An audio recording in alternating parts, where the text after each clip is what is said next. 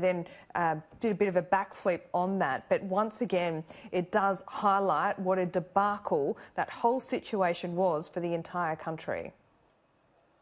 It absolutely was a debacle, and there is no way in the world that any of the facts surrounding this debacle be withheld from the Australian public.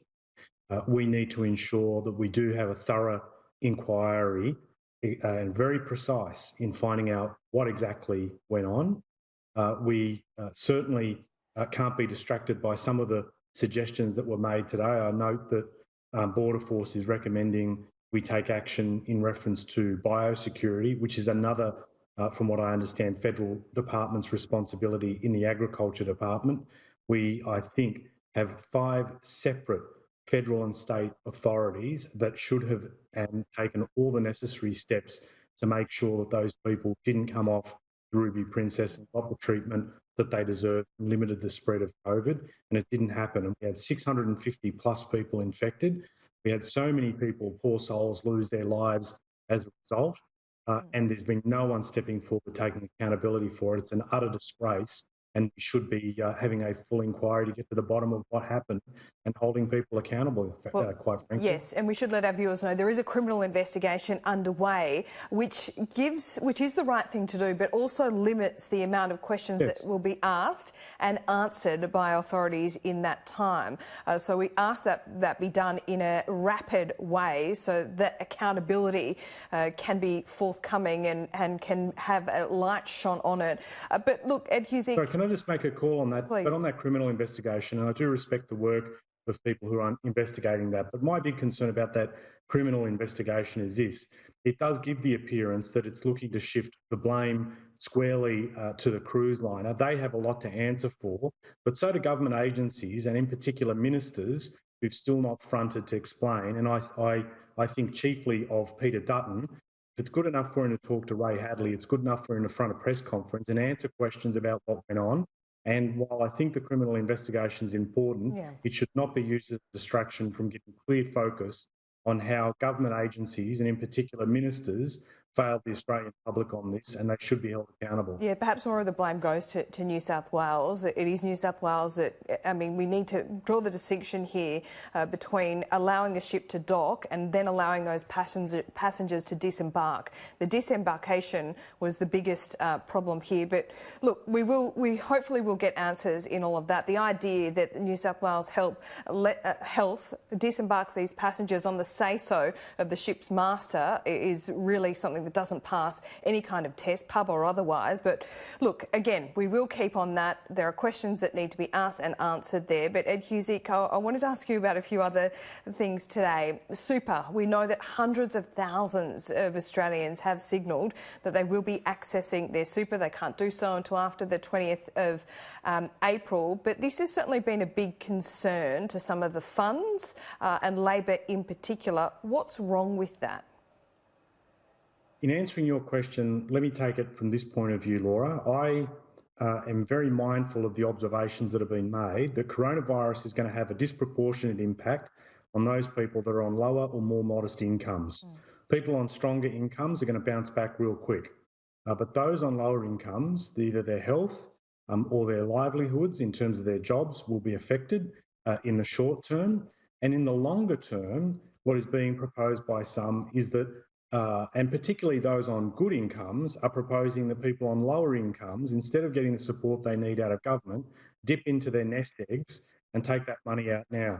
This is going to have a huge impact on retirement incomes of those people and limit the comfort that they'll have in their later years, all to dip into it now. And quite frankly, I've absolutely had a gutful of people on stronger incomes, or those people who are in business or in politics, mind you, using an ideological sword to put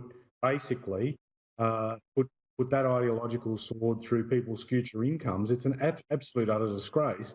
The amount of time it takes, Laura, for people to build up their super balances, to see them lost, and then when you recognise that some people, according to the stats, who are 27 today, who might use $20,000 of their super, will be down $100,000 at the time of retirement as a result of this, is just wrong.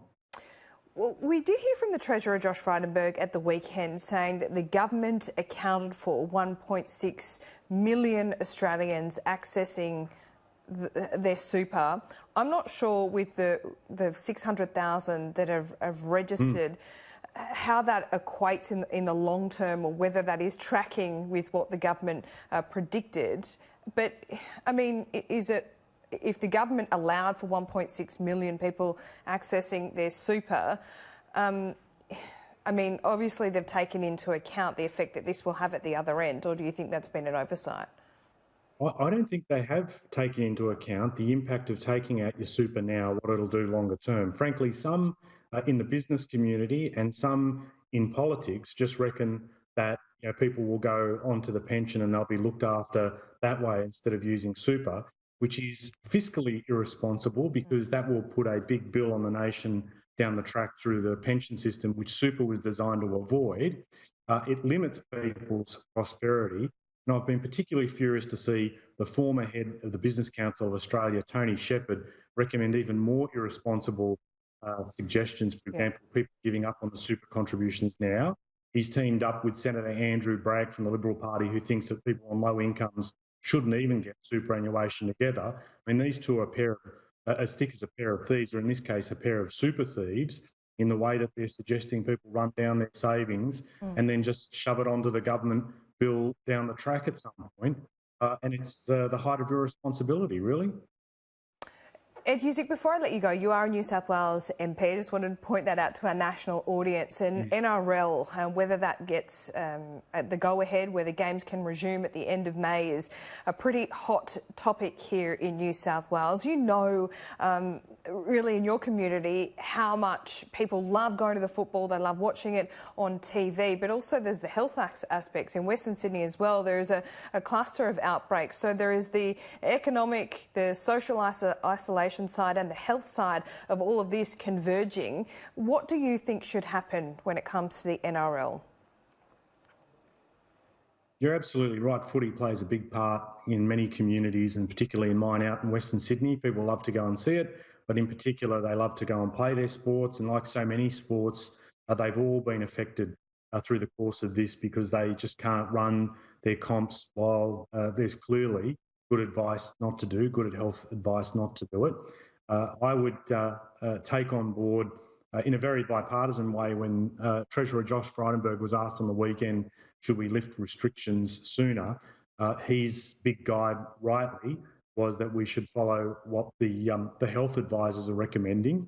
And certainly if the NRL's got plans to do that by the end of May, we would hope that they'd be equally upfront about the health advice that they're getting that says that they can do that, because there'll be a lot of people asking that same question. Is it right to do it? Is it safe to do so?